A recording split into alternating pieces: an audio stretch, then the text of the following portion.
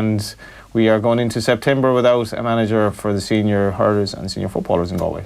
Yeah, we are. I'm not sure either decision surprises me that much, just from murmurings I've been hearing at home.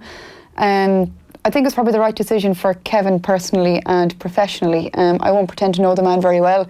Obviously, no more than yourself, probably a hero of childhood, watching him play football back in the day. This giant of a man who then suddenly became a manager. For me, it was a big difference, for over the years you're watching him all your life, so to speak, and then becoming a manager. And I think a lot of the commentary around Kevin Walsh's management has been unkind when we consider the doldrums where Galway was when he came in. Possibly because we have a little bit of notion about ourselves in the county that we expect ourselves to be playing pretty fluid, beautiful football. But when they were doing that, it wasn't working out that well. They were being clattered out the gate by Mayo, as an example, which never goes down well in County Galway. They were in huge danger of slipping down to Division 3. And he came in with the target of being more competitive. He's certainly done that. I think he's brought them as far as he could go. I think he possibly gave as much as he could give.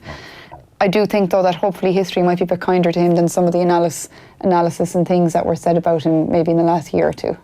Very well said. We've Danny Cummins on the line, aka the Baby Jesus. We'll get to Danny in a moment. I think he's laughing, which would suggest the Baby Jesus moniker actually does exist, because there's a mate of mine that suggested that it does.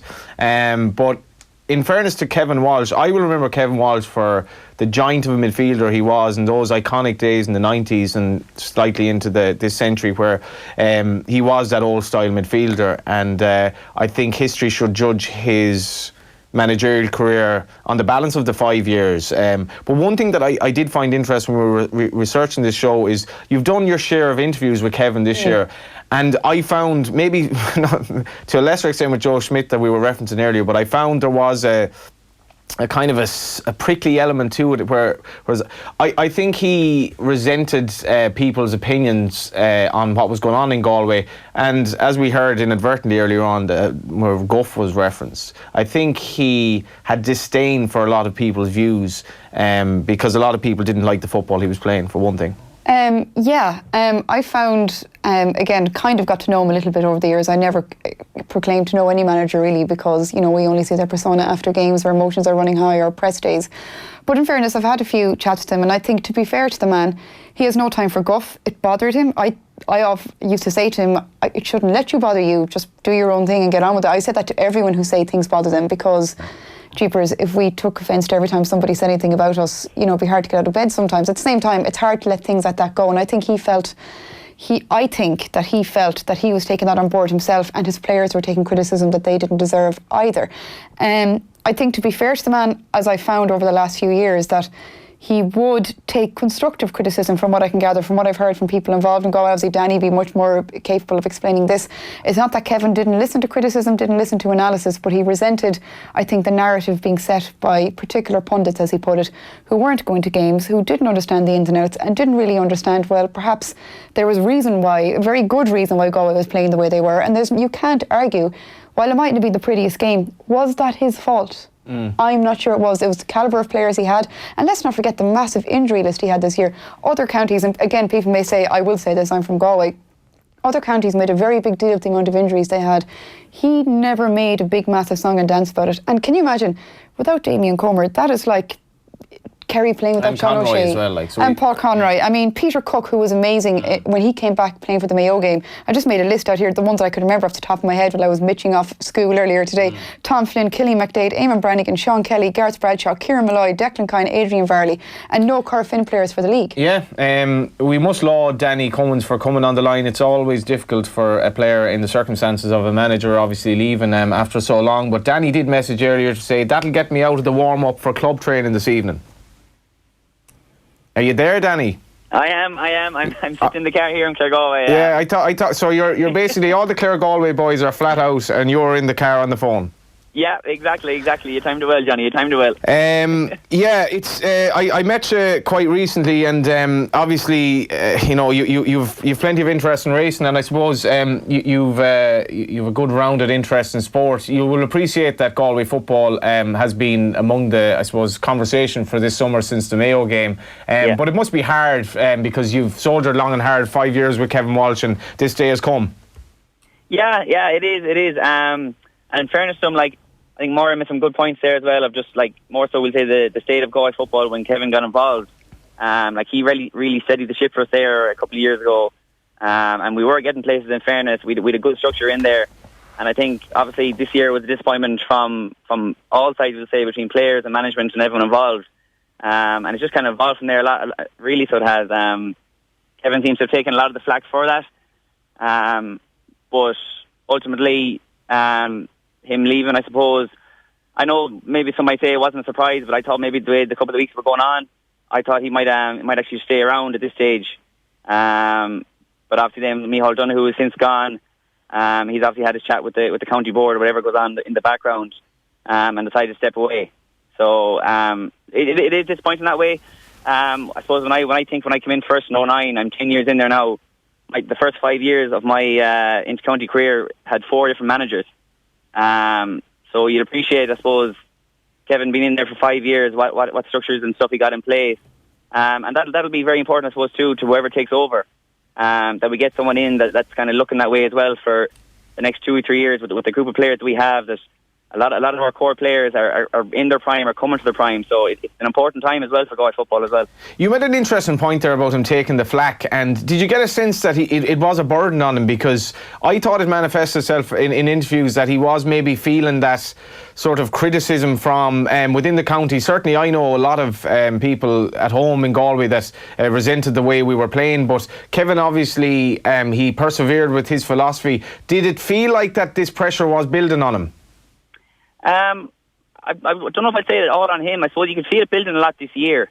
In previous years, I suppose, we say the outside noise that is social media and journalists and commentators, whatever way you want to put it, it did seem a lot louder this year, but that's kind of what's developed in the last couple of years and what we've accomplished in getting back competitive, I suppose, really. Ultimately, like when he came in, we got a couple of clippings from Mayo. We hadn't won a Connacht in a couple of years, and when we got them on board and we started competing in the latter end of the championship, I suppose the tension what I'll say, magnifies a bit more on them. And ultimately there's a lot more criticism and that, and the noise that we'll say around Galway, like people outside of the camp will say, and obviously within the camp, our aim anymore wasn't to beat Mayo or it wasn't to win a Connacht title. It was to get competitive at the end of the year. So I'd say I'll only put it down to that. I suppose sometimes you can be devil of your own success, I suppose, whatever you want to put it. What we accomplished in previous years, that kind of ultimately grown into that. I don't know the answer to this. You're a fairly dynamic, old-style forward player, but what is our style of football at the moment, and could it be changed? Have we become too focused on kind of a possession game? I wouldn't necessarily say that now, Johnny. In fairness, obviously there's a lot of talk about the defensive system that he'd put in, but like if you look at the games before Kevin got involved there, like we got some awful clippings there now from Mayo over the years, and shipped some big scores. So that was something that had to be addressed first things. And ultimately, when we did do that, I suppose the last year or two, I suppose maybe we just didn't evolve enough from that platform that we got in, because we had that good structure in there. Obviously, we wanted to develop more so in the forwards because we have some top class forwards in there. But then if you look at the Mayo game this year, where literally, I suppose, we did neither. We neither played well going forward, and our defensive structure that we have just wasn't there on the day. So that kind of blew up in our face a small bit, like. Yeah. But so. Johnny, can I ask you, you might be in a better position, actually you're in a much better position to answer this than me or Johnny, who are just on the outside looking in. I just thought it was very interesting, the statement that Kevin Walsh sent out at the end of the day, where he basically said there are great things to come for Galway football. Having had the opportunity to work with professionals at the top of their field over the last number of years, I would like to see the recommendations in our report to the county board, which included facilities and equipment, operations, alignment and development of underage teams through the senior level, finance, competition structures, player development and welfare, medical screening and deep level coaching continue to be implemented in the interest of Galway football going forward.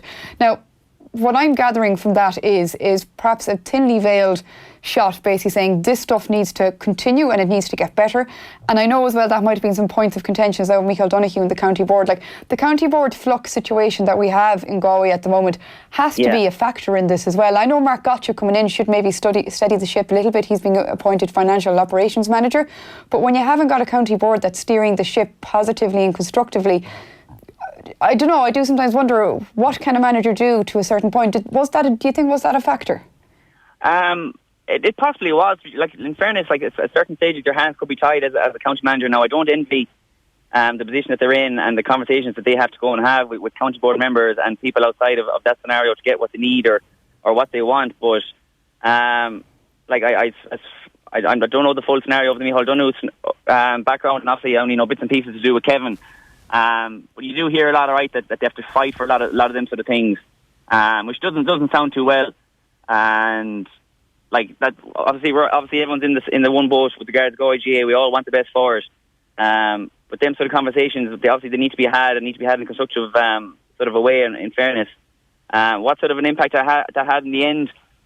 To be perfectly honest with you, I'd say anyone, unless you're in that room with them, I'd say you won't hear the truth about Maire or Treasa. It'll only be rumours that'll be going around about this, that, and the other. But I wouldn't know for sure, I'm afraid. It does seem to be more, so it does seem to be a real issue for both the hurlers and football fraternity now, where we're really not sure financially how this thing is going to work out in the future. Going back a few years at this stage. Absolutely, and not only them, but the ladies footballers as well, and the camogie team. I know for a fact from speaking to some of the women down in Galway that whatever about Kevin Walsh going begging for money is very, very difficult for the women to sort their things out. And again, this is, I suppose I'll call it informed opinion. I know, like, and Danny, you probably know this yourself, you know, little mini squabbles over who has Loch George. That's the elite training ground that Galway have. Like, things like that. You just can't imagine this kind of stuff happening under Jim Gavin. No, I'm of course you can't know, and of course Boys in Blue will always be the benchmark for every team around. But yeah, I suppose when you think of the different levels, like I know you mentioned the one shining light in Galway at the minute is obviously having our ladies in the football final and the intermediates and seniors in the camogie final this weekend.